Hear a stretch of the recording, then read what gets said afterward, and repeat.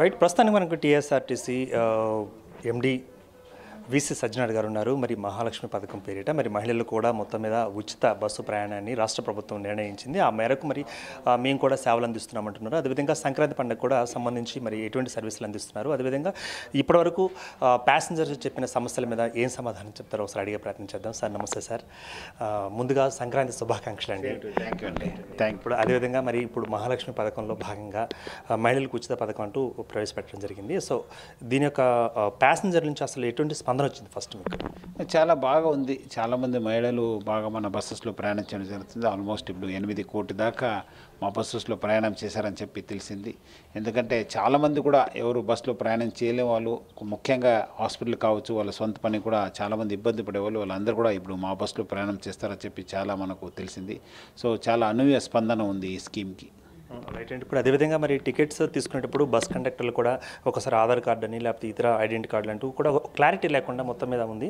ఇప్పటికే మీరు ట్విట్టర్లో కూడా మీ వేదిక ద్వారా అందరికీ చెప్పడం జరుగుతుంది. మరి మీరు ఇచ్చే సందేశం ఏంటంటారు ప్యాసింజర్స్కి? సో ముఖ్యంగా ఏదో ఒక ఐడెంటిటీ కార్డు ఉండాలి, ఫోటో ఐడెంటిటీ కార్డు ఉండాలి. అందుకు చాలామంది కూడా మళ్ళీ నేను చెప్పడం జరుగుతుంది. ఆధార్ కార్డు కావచ్చు, రాష్ట్ర ప్రభుత్వం కేంద్ర ప్రభుత్వం ఇచ్చిన ఏదో ఒక ఐడెంటిటీ కార్డు, ఫోటో ఉన్న ఐడెంటిటీ కార్డు, లేటెస్ట్ ఫోటో ఉంటే ఇంకా మంచి ఉంటుంది. అలాంటి ఐడి కార్డుని క్యారీ చేయాలని చెప్పి నేను అందరు కూడా కోరుతున్నాను. ఇప్పుడు అదేవిధంగా హైదరాబాద్తో పాటు మరి మిగతా ప్రాంతాల్లో కూడా మనం చూసినట్లయితే మహిళలకు సంబంధించి మరి ముఖ్యంగా కొన్ని సమస్యలు ఎదుర్కొంటున్నారు. ఆక్యుపెన్సీలో ఎక్కువ శాతం కండక్టర్లు ఎక్కించుకోవడం, సో అక్కడక్కడ ఆపకపోవడం అంటూ జరుగుతుందంటూ కూడా మహిళలు ఆవేదన వ్యక్తం చేస్తున్నారు. కొన్ని సంఘటనలు కూడా మనం చూస్తాం. వీటి మీద మీ యొక్క స్పందన? Mainly because of buses shortage వల్ల బస్సెస్ కూడా ఫుల్ కావడంతో మనం కొన్ని స్టేజెస్ స్కిప్ చేయాల్సి వస్తుంది. ఎందుకంటే బస్సులో ఉన్న ప్లేస్లు ఉన్నప్పుడు మనం మహిళలు ఉన్నా కూడా ఎక్కాల్సిన పరిస్థితి ఉండదు. దానివల్ల మనకు కొంత ఇబ్బంది అయింది. డెఫినెట్లీ మనం దాని దృష్టిలో పెట్టుకుని మనం కొత్త బస్సెస్ కూడా ప్రొక్యూర్ చేయడం జరుగుతుంది. రాష్ట్ర ప్రభుత్వం కూడా కొత్త బస్సెస్ కోసం కూడా బడ్జెట్ అడగడం జరిగింది.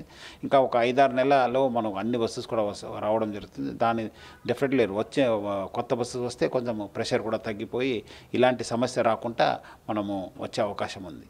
రైట్ అండి. ఇప్పుడు మరి కొత్త బస్సులు ఏవైతే ఉన్నాయో పూర్తి స్థాయిలో రంగంలోకి దిగాయా? మరి సంక్రాంతికి ఎన్ని బస్సులని లాంచ్ చేయబోతున్నారు? ఆల్రెడీ ఎన్ని లాంచ్ చేశారు? ఆల్రెడీ మొన్న మినిస్టర్ గారు 80 బస్సెస్ను లాంచ్ చేయడం జరుగుతుంది. ఇంకా ఆల్మోస్ట్ 150 బస్సెస్ కూడా దాకా వచ్చే అవకాశం ఉంది.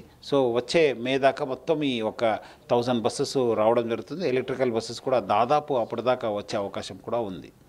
రైట్ అండి. ఇప్పుడు బస్సులో రకాలు మనకు దాదాపు 6-8 రకాలు ఉన్నాయని చెప్పేసి మన స్టాఫే చెప్తున్నారు. కానీ 2-3 రకాలు మాత్రమే మహిళలకు ఉచిత ప్రయాణంగా వాళ్ళకి ఇవ్వడం జరుగుతుంది అంటున్నారు.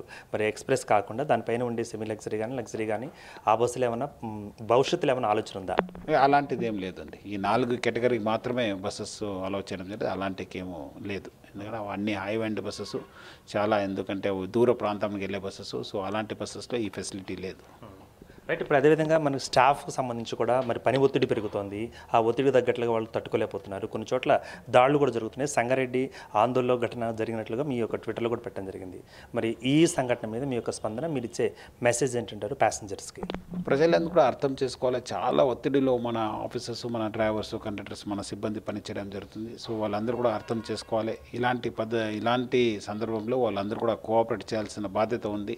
అక్కడక్కడ కొన్ని సంఘటనలు జరుగుంటావు. ఎందుకంటే మన వాళ్ళు కూడా కొన్ని ఆపకపోవడము, లేదంటే కొంత ఐడి కార్డు చూపించలేదంటే మా వాళ్ళ పైన దాడి చేయడం జరిగింది. అలాంటిదంతా మానుకోవాలి. ఇప్పుడే చాలా చోట్ల కూడా కేసు కట్టడం జరిగింది. చాలా చోట్ల కూడా మన ఆఫీసర్స్ కూడా రిక్వెస్ట్ చేస్తాను, కన్సర్న్ వాళ్ళు కూడా రౌడీ షీట్ ఓపెన్ చేయని చెప్పి.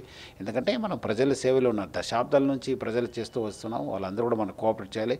ముఖ్యంగా ఈ స్కీమ్ అయిన తర్వాత వాళ్ళు ఇంకా ప్రజల బాధ్యత కూడా పెరిగింది. వాళ్ళందరూ కూడా కోఆపరేట్ చేస్తేనే ఈ స్కీమ్ని సక్సెస్ఫుల్గా ఇంప్లిమెంట్ చేసే అవకాశం ఎక్కువ ఉంది. రైట్. ఉచిత బస్సు పథకం ఉపయోగించుకునే క్రమంలో మరి మహిళలు అధిక భాగం వస్తున్నారు, మరి పుణ్యక్షేత్రాలు కూడా చూస్తున్నారంటూ కూడా మనకు వార్తల్లో ఇస్తూ ఉన్నాం. ఒకవేళ మరి రేపు సమ్మక్క సారక్క జాతర కూడా జరగబోతుంది. ఆ విశేషాలు ఎలా ఉండబోతున్నాయి? మరి మీరు ఇచ్చే ఫెసిలిటీ ఎలా ఉంది? అది ఇంకా డీటెయిల్గా ప్లాన్ చేయాల్సిన అవసరం ఉంది. ఆల్రెడీ మనము నిన్నే మీటింగ్ అయింది. డెఫినెట్లీ వచ్చే రోజు దాని కూడా డీటెయిల్ ప్లాన్ మనము చెప్పడం జరుగుతుంది. రైట్ అండి. ఇప్పుడు అదేవిధంగా మరి సంక్రాంతికి సంబంధించి మీ యొక్క శుభాకాంక్షలు ప్యాసింజర్స్కి, అదేవిధంగా మిగతా వాళ్ళకి కూడా తెలియజేయండి. టీఎస్ఆర్టీసీ ఒక సురక్షతకు, ఒక భద్రతకి మారుపేరు. సో ప్రజలందరూ కూడా ఈ సంక్రాంతి పండుగకు వాళ్ళ స్వంత ఊరికి వెళ్ళడానికి మా బస్సెస్లో ప్రయాణం చేయాలని చెప్పి అందరికీ కోరుతున్నాను. Thank you. రైట్. మరి మొత్తానికి టీఎస్ఆర్టీసీ ఎండీ వీసీ సజ్జనార్ తన యొక్క అభిప్రాయాన్ని చెప్పడం జరిగింది. మరి సంక్రాంతి సందర్భంగా మహాలక్ష్మి పథకాన్ని అందరూ ఉపయోగించుకోండి. అదేవిధంగా బస్సు సురక్షితమైన ప్రయాణ సాధనం కాబట్టి ఈ సాధనాన్ని ఉపయోగించుకున్నట్లయితే మరి మీ యొక్క గమ్యస్థానాలకు చేర్చేందుకు మేము కూడా సిద్ధమంటున్నారు. అదేవిధంగా వస్తున్న వినపడుతున్న ఏవైతే చిన్న చిన్న సమస్యలు ఉన్నాయో ఈ సమస్యలు కూడా తీర్చేందుకు మేము ఒక ప్రత్యేక ప్రణాళిక తయారు చేయబోతున్నాం. ప్రభుత్వంతో కూడా దాన్ని ఆ విధంగా మేము ముందుకు వెళ్ళబోతున్నాం అని చెప్తున్నారు సజ్జనార్ గారు. కెమెరామెన్ దయాకర్తో దుర్గా.